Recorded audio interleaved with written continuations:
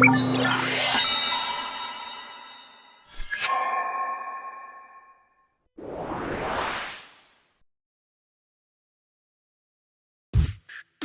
リスやスノーと別れ、体育館に残ったマッチウリとイバラ姫は、状況を整理することから始めた。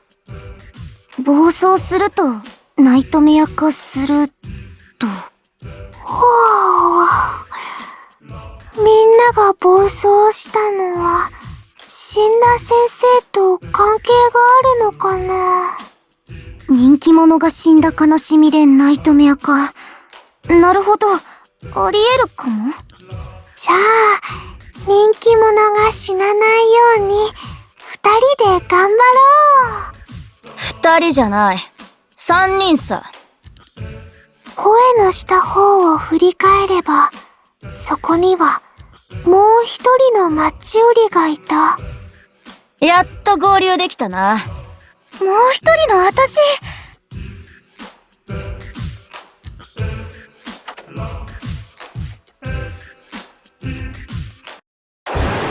う、どこに行ってたの？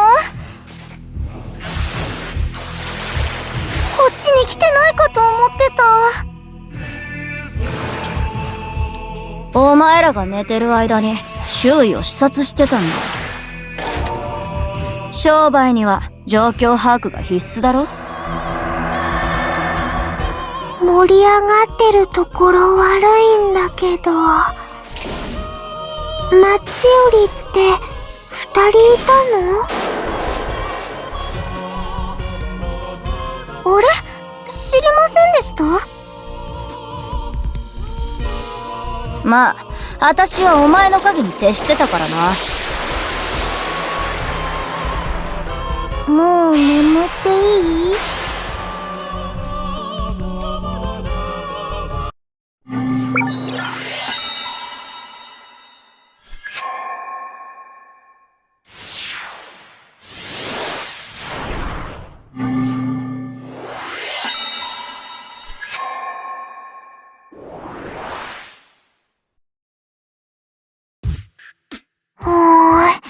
二人いるとややこしいわ。どう呼べばいいの？イバラ姫の質問を受け、マッチ売りの少女たちは、今までいた方を白マッチ、後から現れた方を黒マッチと呼び分けることにした。とりあえず、このめんどくせえナイトメア化を止めりゃいいんだろ。だから人気者を見つけて、死なないよう守ろう。人気者なら、人が集まるところにいそうよね。眠い。おいおい、寝んなよ。我慢しろ。三人はナイトメアを倒しながら、人気者を探して校舎をさまよった。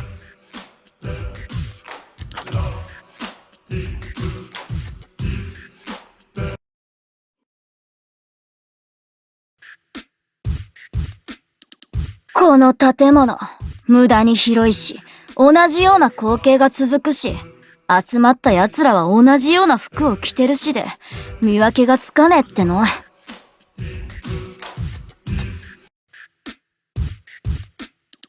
ここにいる人たちって、勉強するために集まってるんだよね。先生がいたんだし、勉強なんて、私とは無縁だな。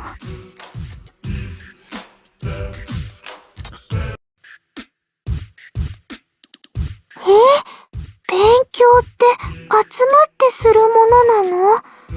選ばれた教育係が時間ごとに勝手にやってくると思ってたわ。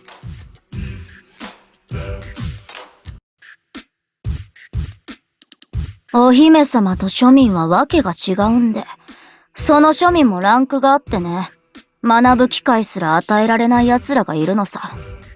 私らみたいにね。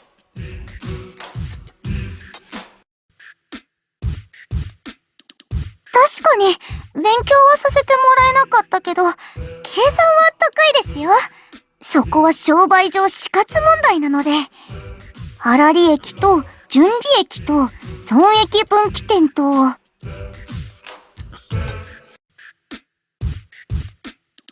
お金の話、めんどくさい。そういうのは、進化がやるものだから、私は寝てるだけでいいの。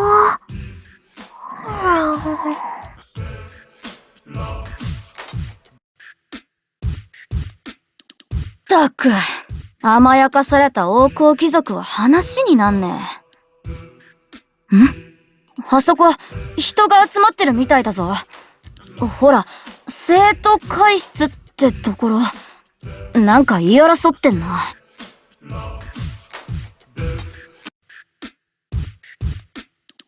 あの人だかりの中心にいる人が人気者に違いないよ。死んじゃわないように守らなきゃ。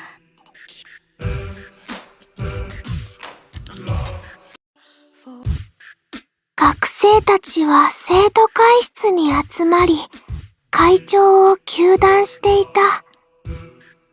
この異常事態下に冷静な判断を下せる者など残っておらず、誰かに責任を押し付けることだけに必死になっている。そのうち、興奮しすぎた一人の生徒がナイトメアと化した。それを皮切りに、他の生徒も次々とナイトメア化していく。強行状態の中、茨姫たちはこれ以上犠牲者を出さないよう、会長を守るべく奮闘したが。ひってえな！いい加減にしやがれ！生徒たちの集中攻撃を浴びた怒りが暴走を促したのか、黒マッチがナイトメア化してしまった。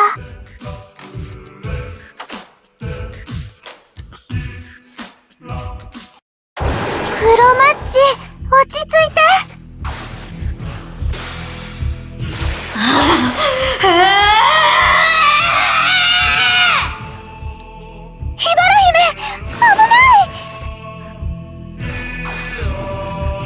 大丈夫よ。ほら、少し眠ろう。眠ればきっと落ち着くわ。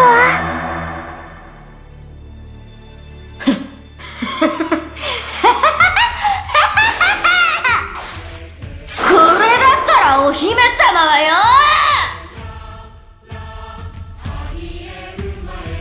もう一人の私、殺しちゃダメ！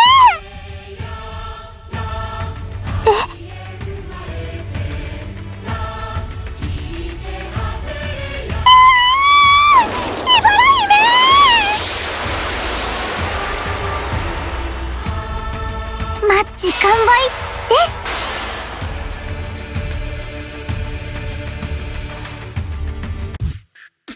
白マッチの目の前で、茨姫は黒マッチによって殺された。そんな、せっかくここまで3人で一緒に頑張ってきたのに。膝をついた白マッチは、虚空を見つめて、呆然とつぶやいた。もったいない。無駄になった努力への嘆きが、白マッチの精神を暴走させる。そして彼女も、例外なくナイトメアとなった。暴走した白と黒のマッチ売りは、校舎内の生徒とナイトメアを見境なく殺していく。そうして最後は、互いを殺し合って、惨劇の幕を引いた。